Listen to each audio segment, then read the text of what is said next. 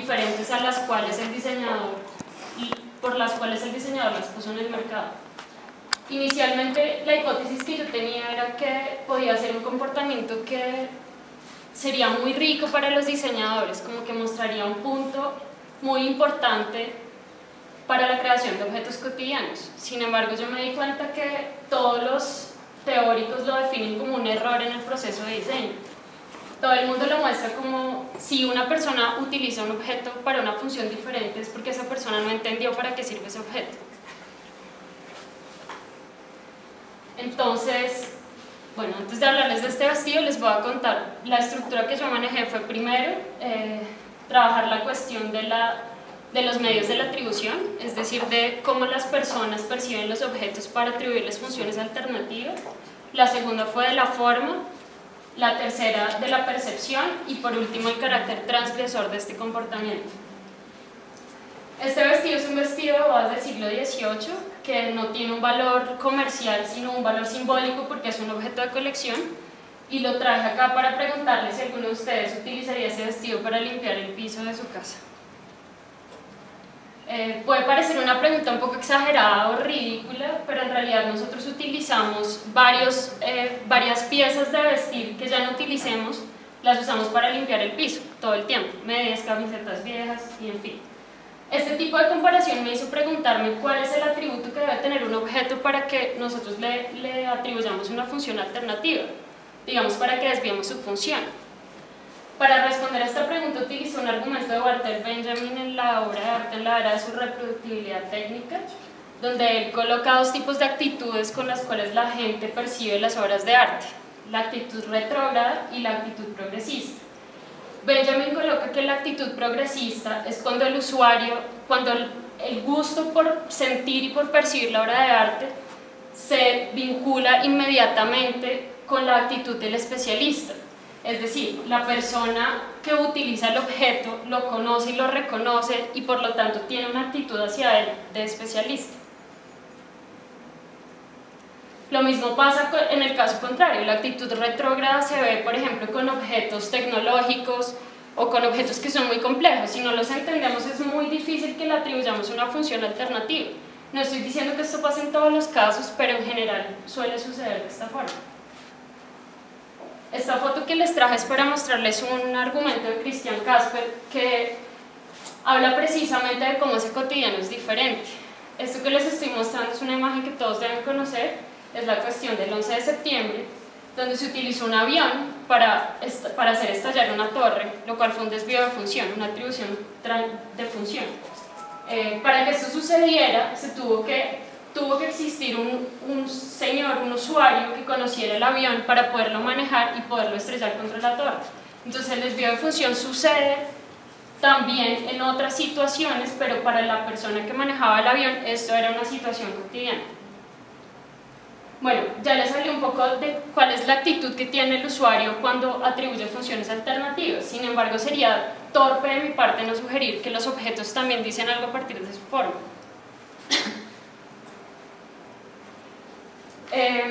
La hipótesis con la que yo comencé era que los objetos eran los que decían para qué se podía usar. Si yo veo un objeto cóncavo, así yo no sepa para qué sirva, yo voy a decir, esto es un recipiente. Entonces, esa forma cóncava me va a sugerir que así yo lo use para otra cosa diferente, lo use como recipiente. Sin embargo, yo me encontré ejemplos como este. Esto es un balón artesanal fabricado en Senegal, que además de ser hecho con tela, fue decorado con unos hexágonos que simulan el ideal que las personas tenemos de un balón profesional de fútbol. Esto no lo hace mejor estructuralmente ni lo hace un mejor balón, pero simbólicamente sugiere que el balón está más cerca del ideal que conocemos como un mejor balón. Siguiendo con los ejemplos del fútbol, yo encontré que a pesar de que uno crea que para jugar fútbol se necesita un balón o un objeto redondo, todos hemos jugado fútbol con latas de gaseosa o con botellas o en fin, por lo cual yo me di cuenta que en realidad la cuestión de la forma no es tan importante, sino la cuestión de la atribución de significado. Para eso fui atrás del gran paradigma de la forma y es la cuestión de la rueda redonda.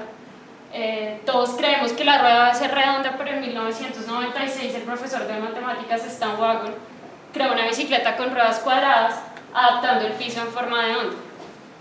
Entonces, pues para terminar esta cuestión de la forma, les voy a dar un argumento de Cardoso que dice que en realidad en la cuestión del diseño de los objetos, la forma no es algo fundamental ni es algo definitivo. Lo más importante es la atribución de significado y la cuestión del contexto. Bueno, ya hablé sobre dos relaciones. La primera es la de la actitud del usuario y la segunda sobre lo que comunica el objeto. Ahora les voy a hablar de una relación un poco más compleja, que es la relación de la percepción. Según Marilena Chaui, la percepción es una relación completa y compleja entre el usuario con su propio contexto, su imaginación, todo su repertorio, lo que comunica el objeto a través de su forma y el contexto en el que está contenido. Esto de la percepción es muy importante porque cuando percibimos un objeto nos damos cuenta de lo que el objeto es y asimismo lo que el objeto no es decir, sus límites. Cuando yo entiendo, por ejemplo, que este celular es un celular, debo saber lo que el objeto no es. Asimismo, a partir de ese análisis, yo me estoy dando cuenta de las posibilidades del objeto, lo que puede llegar a ser. Eso es básicamente lo que nos permite la percepción. A partir de este análisis yo me di cuenta que ese mismo proceso es el proceso que hacemos cuando creamos, es el proceso de creación. Entonces, yo me doy cuenta que este proceso de atribución de funciones es un proceso creativo. Y para completar esto de la percepción, un argumento de Feigenbaum que dice que la percepción es en sí mismo un proceso creativo. Las personas somos, cuando percibimos, estamos interpretando el mundo y por lo tanto estamos siendo creativos. Bueno, el último aspecto que les voy a contar es el aspecto transgresor. Yo les conté que esto es un resumen de mi investigación pues, que hice en Brasil y todas las bases teóricas que yo tengo apuntan el comportamiento como un comportamiento transgresor. Entonces yo pensé, bueno, ¿es transgresor de qué? Esa transgresión sería equivalente a decir que los objetos tienen una función y que la función es una propiedad de las cosas. Una esfera sirve para escribir, una silla sirve para sentarse, pero en realidad la función no es una propiedad de las cosas. Yo llegué a esa conclusión a partir de 3 argumentos. El primero es sobre el primordio de la creación de los objetos, que es el que les voy a contar. El segundo es el de la obra de arte de los objetos culturales y el tercero es sobre el diseño gráfico. Volviendo para esto del primordio de la creación de objetos de uso, Cardoso dice que al principio, en el comienzo de la creación de los objetos no eran objetos, no eran cosas, sino eran acciones. Uno no buscaba un martillo, sino buscaba martillar. Entonces buscaba un objeto que le sirviera para eso, martillado. La siguiente vez ya se buscó un objeto tal vez más duro, después intentaron intervenir el objeto y luego sí existió un proceso de creación de objetos.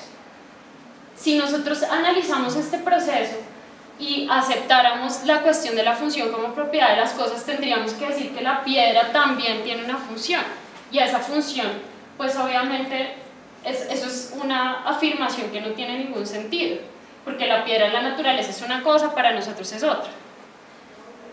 A pesar de que yo veo, de que con estos 3 argumentos yo me doy cuenta que la función es una propiedad de las cosas, yo veo que las personas hacemos, este comportamiento lo hacemos con una conciencia de que estamos haciendo algo equivocado, o de que es algo curioso, o que es algo que llama la atención, ¿sí? Lo hacemos de esa forma, pensando que transgredimos la función del objeto. Por eso yo decido, en realidad, asumir el carácter transgresor de ese comportamiento. Por eso mi trabajo se llama atribución transgresora de función por el uso, y decidí asumirlo. Bueno, por último, les voy a contar las conclusiones de mi investigación. En primer lugar, yo me pregunté, bueno, ¿qué es lo que me llama la atención de esto? ¿Por qué razón estoy estudiando esto? Si es algo como que es tan diferente, digámoslo así. Entonces me doy cuenta que en realidad me llama la atención que la construcción del conocimiento no se da solamente por las visiones asertivas de las cosas, no es solo lo que funciona bien, lo que hace que el conocimiento avance. También son las visiones equivocadas, las cosas que están mal, las cosas que se consideran transgresoras y en fin. Como segunda conclusión, me di cuenta que la atribución transgresora de función por el uso muestra cómo las personas somos creativas y que somos actores en la relación con las cosas del mundo. En tercer lugar, que los paradigmas, las leyes y las reglas implican en realidad el abandono de otros paradigmas, otras leyes y otras normas. Y esos otros paradigmas que no han sido puestos ahí son un universo infinito de posibilidades. Y por último, pues que la transgresión solo existe gracias al establecimiento de leyes y de reglas. Entonces, pues que vivan las reglas y las leyes.